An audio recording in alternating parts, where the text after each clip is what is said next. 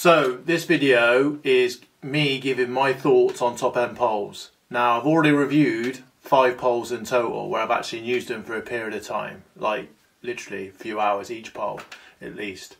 So therefore I like to feel that I can give a true representation of what I think them poles are actually capable of.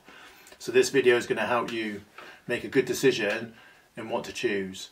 Okay, so the 5 poles that I've actually reviewed so far is a Preston Innovations XS90, a Garbolino UK1 Evo, a Browning Z9 II. I fully appreciate it's a Z9 III, which I haven't seen yet, but we'll talk about that in a bit. Also a Sensas 1094, and also another video I've done a Browning Sphere G PT. Okay, so the links for the 4 poles is there. Okay, don't go to it yet, otherwise you're going to miss this video. Unless you want to watch it and then come back, that's up to you. And then the link now for the Browning is there as well, which I filmed at Hillview. And the previous video I done on the 4 poles was at Manor Farm. So this is top end. So you're looking for prices that are basically going to be about £2,500 as a minimum. Now the prices are based on today. So today is the 7th of May 2021, so obviously prices can differ. One thing I definitely would make you consider now is obviously Brexit, and therefore things coming abroad from say Germany, France may end up costing more money in the future.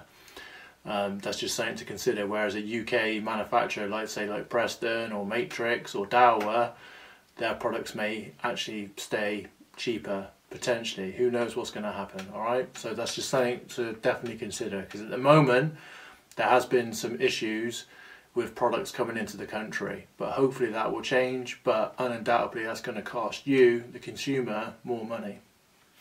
So just to clarify, this video is completely independent, so I'm not tied to any manufacturer, so I'm tied to no company whatsoever. No one's paid me to do this, so therefore it's non-biased. No one's asked me to do it, so like you, the consumer, is my concern, not the tackle manufacturer. So therefore I like to think this has actually got some credibility, so no one's paid me to do it. Can't emphasise that enough. So when making a decision to buy a 16 metre pole, it's important to feel A, what your budget is, B, what kind of fishing you do, and then C, potentially what pole you already have. So for example, if you've got a Garbolino pole, then it might be worth you getting another Garbolino pole because you have got several top kits already, so you've like already invested into that brand. Obviously, if you've got a pole, won't mention any names of what pole you may have, and you don't like that pole, then you might want to break free from that brand and therefore invest into a new mandrel, whatever that might be. But I can see why like Daiwa have been so popular for so many years, because people have just always used their poles, they like them, potentially love them, and therefore maybe too scared to change because they've got massive investment. They might already have a couple of poles and loads of top kits, so therefore it's like almost like a no-brainer for them just to buy a pole only, and therefore it's a lot cheaper. That's one thing I would say that Browning Sphere, the pole that I reviewed, the PT, is lacking. It's a shame that it didn't have just a pole only, so maybe in the future Browning might want to consider just getting a pole only deal, because for me, if I was going to buy a Browning Sphere, I wouldn't really want to use their multi-kits. And also another thing to talk about with kits is the cost. Now for me, the top kit for a Browning Sphere from Bobco, and the link's there, is £122 just for a top kit. Now for me, I feel that's quite expensive. So you compare that to like Preston Innovations, whereby the top kits is priced at the moment today is £60. So I could buy 2 top kits for my XS90 if I have one, compared to buying a Browning pole. That is something definitely worth considering. And I must be said, I feel that the Preston Innovation XS90 top kits, for me, for the fishing I do, were better than the Browning Sphere multi-kits. okay? But let me know what you think. So you know, everyone's entitled to their opinion, so you can comment below. The reason why I say that is because the cost, they're half the price, and also that the Preston kits are really stiff. Now I'm not saying that the Browning ones weren't, but I feel that if I was putting like a 2.5mm elastic in my pole, I feel that the Preston pole would take that, whereas multi-kits I would be a little bit scared. So that's something else to consider. Okay, so let's summarise the poles that I've actually used. So the Browning Z9 II is a great all-round pole. It's got two square butts for it. It's got another dolly butt. It comes with 10 top kits. It's a nice, tough, strong pole.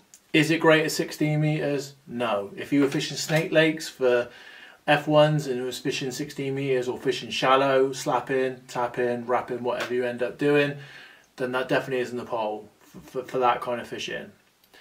So therefore I'd look at something else. But if you're fishing like all round rivers, canals, like something like the Gloucester Canal where you got to strike really hard, or fishing for very big fish as well, it's a good pole. Alright. Same as the Sensas. Sensas is very similar to the Browning, hasn't got square butts. I mean, square butts are not the be all and end all, but they are obviously very nice, especially fishing in wind and stuff, and you can really lean into them. When you ship back with a square butt, so you must make sure your pole rollers are set correctly, because you can actually feel the weight as you're shipping back. You can actually feel it coming down. So if you fish on a few venues like I do, say like on the towpath, so rivers, canals, that can be a problem, because you can't just shove the pole rollers wherever you want, because obviously you might be over a towpath. So that's something else to consider, because they are quite heavy. But if you're fishing commercials and stuff and you're able to put the pole rollers wherever you want, and happy days. I did like the Sensas pole. Someone who's heavy-handed, definitely would recommend that pole for you to look at. I mean, again, not dissing Daiwa, but it surprises me how many people have got Daiwa poles and just been part of that family for so long, and yet they seem to break sections all the time. I've got a couple of mates who've got them. They swear they love them and stuff, but yet they break 6s and 7s as they're going out of fashion. So maybe, I'm not being funny, I'm not going to name drop, it might be a good idea maybe for you not to have a pole like that. But hey, if they're happy spending a fortune on spares, then that's up to them. Then coming to like sort of like stiffness and stuff, which is the best pole, which everyone's always going to ask. I mean, I got a UK1 Evo. I think that's the best pole out of them. But people would argue, they'd say the Sphere's better, or they might even say the Preston's better. The Preston was the most surprising pole, and I would say the Preston was definitely the best value pole. So if I had to choose non-bias out of all these poles, I'd go for Preston. And I never thought I'd say that. The M90 I thought was a rubbish pole, but the Preston Innovation XS90, the pole they got now, is very good. No ifs, no buts, no maybes. And apparently they're making another pole, or they've already got another pole potentially in production that's going to be released. I don't know. That might be October this year, so October 2021. But hey, I don't know. I've got no inside information, so I'm only guessing what I've been told. Obviously Daiwa have brought out a new pole, so the Z Pro, £5,000. You've got a choice of 2 packages. You can either have a more power or more match.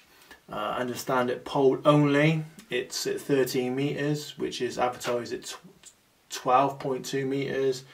It's £3,875, so that is an astronomical amount of money. I haven't seen that pole.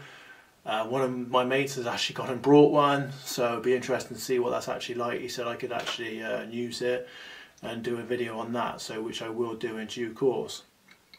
So yeah, that's my thoughts on the poles. So I hope you take what you want from that. So what pole was stiffest? Everyone always asks, what pole was stiffest? What's the stiffest pole on the market? Well, out of all them poles that I've reviewed, I would say the Garbo Evo 1 was definitely the stiffest. There wasn't a great deal in it. The Preston pole was surprisingly stiff, but the Garbo was definitely a little bit stiffer. Good thing about Garbo as well, there's a lot of different top kits available. So you got like the Speci Plus kits, you got the match kits, there's loads, there's power lights, there's super power kits. So you know, there's a lot of kits available to you that could tailor your needs. So that's one good thing from Garbolino. The Sensas pole was probably it's very, very strong. You can't have it all. A lot of people seem to want strength, stiffness. You just can't have that. So, and oh yeah, it's got to be really, really light as well. Well, you can't have strength, stiffness and super light. That just doesn't exist. So the Sensas pole without doubt was the strongest pole. So if you're really clumsy, then it might be worth you looking at the Sensas 1094, because it was definitely the strongest pole. And also it's going to wear really well because it's a much heavier pole and it's thicker joints. Then it's going to last a lot longer. If you've got a real thin pole, then undoubtedly, and it's super light, then it's going to wear out quicker. And also when it starts to wear out, it definitely loses its stiffness. So I've heard people say, oh yeah, I've got a, was it one lad said to me, I've got a Z14, I've just gone and brought myself a Z16. He said, it's so much stiffer. I said to him, I bet you it probably isn't. If you had a brand new Z14 compared to a brand new if you had a brand new Z14 compared to a brand new Z16, obviously the 16 is going to be more stiffer because it's 5 years newer, but I bet you there won't be a great deal in it. Prime example, I remember fishing Rolfs Lake, fishing with my Drennan Icon. I had one that was battered and I had one that was a spare. I always carried 2 poles. And Steve Walters sat on my box at Rolfs, fished this Drennan Icon, and he was laughing, saying it was a banana. Then I got the brand new one out and he's like, wow, that's so much more stiffer. So they do wear out, so poles do wear out. So bear that in mind when you buy a second-hand 16 metre pole, that it might not be, well, undoubtedly might not be as great as what it would be brand new. So that's something else to consider. So which pole should you choose? Well, I can't answer that question and neither can anyone else. So there's so much choice out there now. We're really lucky as a consumer what pole you could actually choose. So you got from Drennan, Matrix, Preston, Daiwa, Colmick, Browning, the list goes on, Garbolino. There's several poles that you can choose from. So make sure you get something that's right for you. Same as like, you know, Maver's up their game loads. Their poles are a lot better than what they used to be. So in my review, I would say the Browning Z92 was probably the worst pole out of the 5 poles that I've actually used, even though I actually own it. So I'm actually dissing a pole that I actually own. Now the reason why I've got it was because all my top kits I had from Colmick all fit it perfectly. So for me, it was like a no-brainer to actually buy it, because I've got like 6 top 5s from my old Colmick that actually fit onto it perfectly. So therefore it was a good decision for me to buy it. And at that time it was through Angling Direct, and I think I got it for about £1,800, so it was a decent buy. Now obviously the cheapest I've seen it now is £2,500 from Bobco. There it is, and it's also come with a margin pole as well. So for £2,500, that's quite a lot of kit for your money. But the best value pole out there from the review that I've done, in my opinion, was the Preston Innovations XS90. Now I'm not biased to them. I fished it 17.5 metres and it was no problem to use it. The Browning was probably undoubtedly stiffer, but the downfall of Browning, like I said, was it's really annoying that I can't get a pole only deal. So what's frustrating is I'd have to get their multi-kits, so you're potentially spending another £700 on gear that you don't necessarily might not want. So that's something to consider. So hopefully maybe one day Browning and there's a few other companies that will just do pole only deals, because I think like that's why Daiwa's done so well, and because you can just literally get a pole only, so you don't waste your money on buying top kits that you don't necessarily need. And Garbo do the same, so hands up to them. I hope you've enjoyed the video. I hope you got something from it, and try a pole before you buy it. So if you can, try before you buy. So a lot of anglers are really friendly. Obviously COVID now is becoming a bit more scarcer, so you know you should be able to sit on someone's box now in the next couple of months and have a go with their product, and then just see what you think of it. Anyway, stay safe and I'll see you soon.